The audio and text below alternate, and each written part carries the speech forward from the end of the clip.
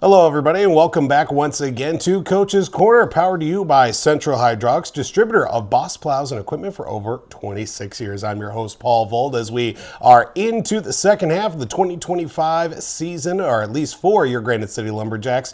Now we get to catch up with assistant coach for your Lumberjacks, Eric Moser, joins us here this week. Coach, spend some time. Appreciate it for coming on again. Pumped to be back. Of course, a big win to start off the 2025 portion of the schedule for the team. 11-3 victory over the Wilmer Warhawks as well. But of course, it was a fast start for the squad, but it was a short start to the season, if you will, for 2025 with just a couple of practices leading up to that contest. I'm sure there were a few things to address from the first half of the season coming into this first game of 2025. Yeah, I mean, right, our guys get back a nice 2-week long break, somewhere in that realm of how long they were back home. And, you know, it's important for these guys, you know, doing the same stuff week in and week out. It's good to kind of get away from hockey and you know, find your center again and hit the reset button. Obviously, like you said, we only had 2 days of practice before our first game back. So it just kind of gives the guys a little less time to think about it and just kind of throw them in the deep end and we'll see if you sink or swim. So no, but two days of practice, went in, got the 11-3 victory. Can't be mad about that. So starting 2025 off on the right foot.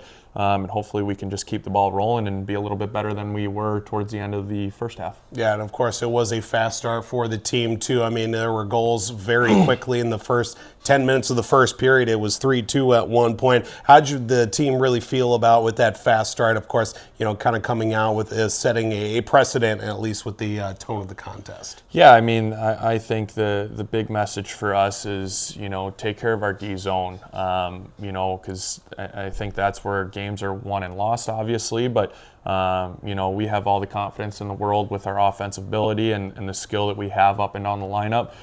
So yeah, it was very important that we took care of our own end. Obviously, after a 3-2 first period, you know, that message didn't really seem to land, but the guys regrouped after that first 20 and, you know, held on tight, stuck with it, and was better defensively the next 40, and obviously, again, the offense took over, so glad with the result. And of course, previous conversations that we've had, obviously, with the coaching staff, Coach Vold as well, talking about a little bit of emphasis coming into with it being on special teams. And while that was something that certainly reared its head, I mean, going 4 for 7 on the power play, 5 for 6 on the penalty kill too. How did the staff really feel about the play of special teams in that game against Wilmer? Yeah, it's important, especially playing a game like that. It was a big boy hockey game, so when guys are playing tough and physical with each other, you know, the penalties are bound to happen, and that's just, you need to capitalize on the special teams. Power play was great for us. Good to be feeling confident with that, because I know, again, we struggled towards the end of the first half of the season, and our penalty kill has been great all year. I think we're sitting somewhere top 5 in the entire league in our penalty kill. Same with shorthanded goals. So finding offense on that too is important. But no, special teams was good. Happy with that, and it's just something we just have to stay consistent on, working throughout the week to make sure that we continue to build off that and get better every single weekend. And of course, one thing to note with the penalties obviously racking up in that contest, team not really shying away from the physicality of the contest. Of course, we did see early in that third period with it being a fight from Dodger as well. You really like to see how the physicality has really kind of stepped up throughout the season, especially with a mix of guys that are obviously coming back and some young guys that really want to make their mark on the team too. Yeah, I mean, you know, I think when that kind of the physical play really started to amp up somewhere in the second period, I think we kind of were on our heels a little bit because, you know, again, it's been a while since they've dealt with that and battled through it. So there was a stretch of 7-8 minutes of dealing with that back and forth, that sandpaper type hockey, and where we kind of let our foot off the gas pedal. But then towards the end of the period, really started to get back onto our toes and find the offensive play. And from that point on, I think our guys embraced it, and they did a really good job responding. You know, you don't see many fights very often nowadays, and you know, hats off to Dodger. He found his number out there, and they both agreed to it. And it's important, especially in a game like that. I mean, you're up by a handful of goals, but you're still willing to do that and stick up for yourself, stick up for your team, put on a little bit of a show in front of the crowd. It was nice to see the crowd on their feet and the building getting loud for something like that. But no, it's important, and glad the guys responded the way that they did, stepping up to the challenge. And of course, as we chat with assistant coach Eric Moser here on Coach's Corner, schedule for this week, get a little bit of an extra time with the practice schedule this week, Saturday and then Sunday with a couple of games. Of course, you hit the road to take on the Moose before coming back on Sunday to Miller Buick GMC Arena. That will be against Rochester out of division. What's really a big focal point here, if not a couple things just to look at for the week ahead with practice for these two games this weekend? Yeah, I mean, having the 5 days of practice as opposed to the 4 is going to be huge for us. We can get our conditioning back under our belt and, make sure guys are comfortable going into the weekend. Obviously, we've got the Moose on Saturday, and that's a team that's had our number over the last handful of games that we've played them. So it's going to be a really important one. I think we owe them one. But they're a good team. They've gotten better as the year's gone on, and as do all other teams. So that's a big one for us. And then obviously you've got Rochester on Sunday. They're an out-of-division opponent. We know them well. They're a very well-respected, high talented team. So it's going to be a really good weekend for us to hopefully take another step in the right direction, but also gauge kind of what the second half is going to bring to our group. Of course, we look forward to more Lumberjacks hockey Saturday on the road at the Minnesota Moose at Fogarty Arena. And then Sunday, right back here, Miller Buick GMC Arena for the Rochester Grizzlies. They will be coming to town 6 p.m. puck drop on Sunday. Be sure to stay up to date with the full Lumberjacks schedule with na3hl.com. We'll be back with more Coach's Corner, powered to you by Central Hydraulics, right after this.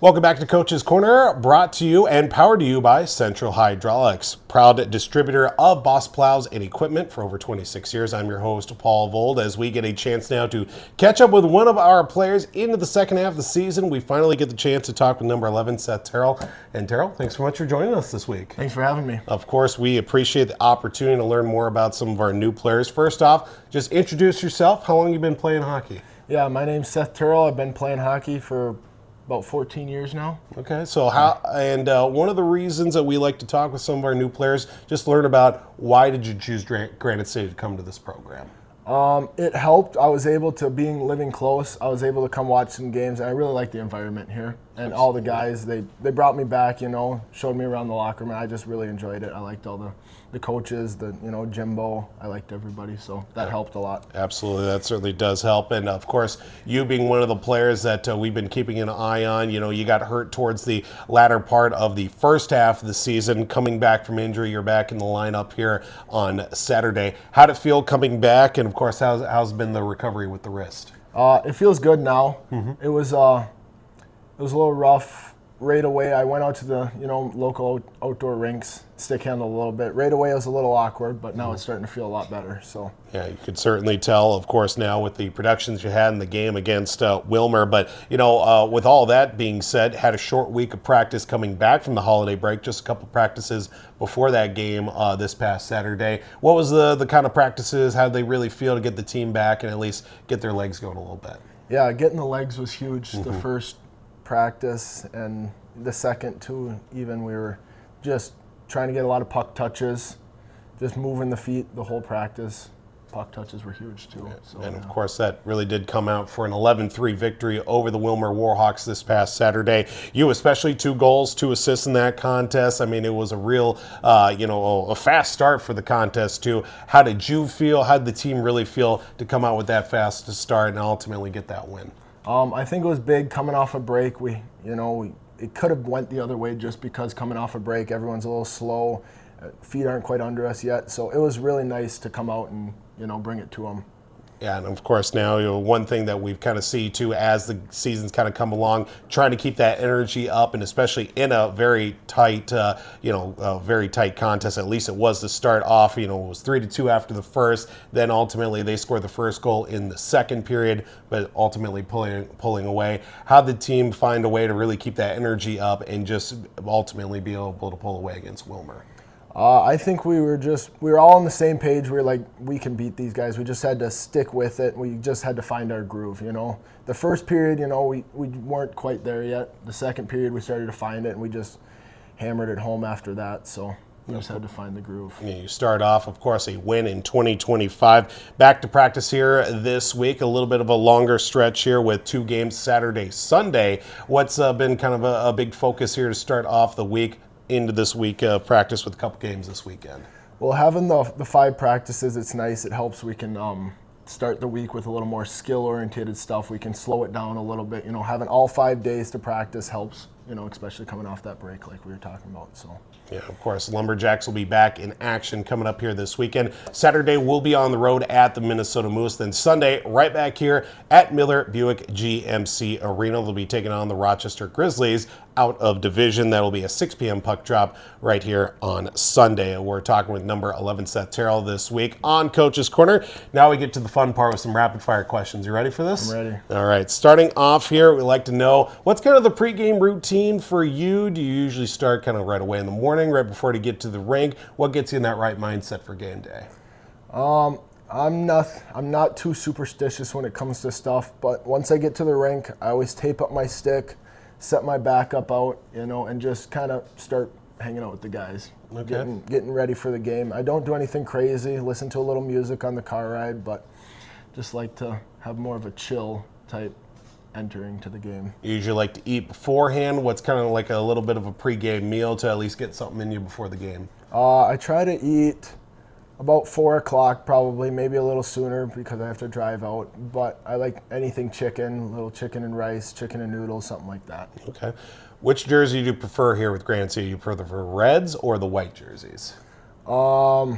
I prefer the reds, but I like the whites more because it means we're playing at home. Absolutely. What's been your favorite away rink that you've been played at here with Granite City?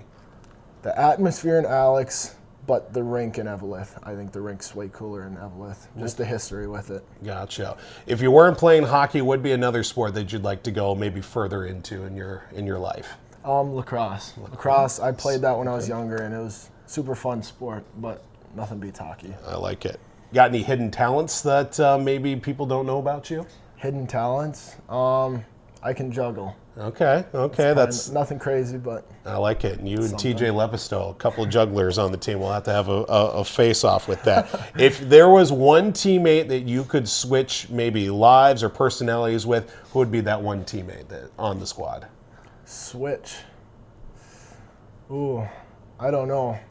Maybe one of the Cathedral boys, just because winning a state chip would be pretty cool. I like that. That Who would is be one pretty sweet. teammate that you would not want to switch with? I'm going to say Aldi. Interesting. I don't like gaming much, and he seems to like that. I like that. I like it. All He's right. going to give me crap for that. but Oh, that's fine. perfectly fine. He can handle it. He's a big boy. All right. And who's one guy on the team that maybe takes the longest to get ready, whether it's making sure that, everything's all squared up, checking themselves in the mirror? Who's one guy that takes the longest to get ready, minus goalies?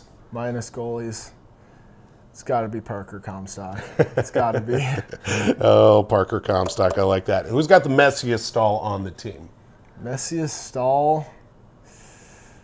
I don't know about after practice, but definitely like during while we're in the locker room, it's Ben Petrosky.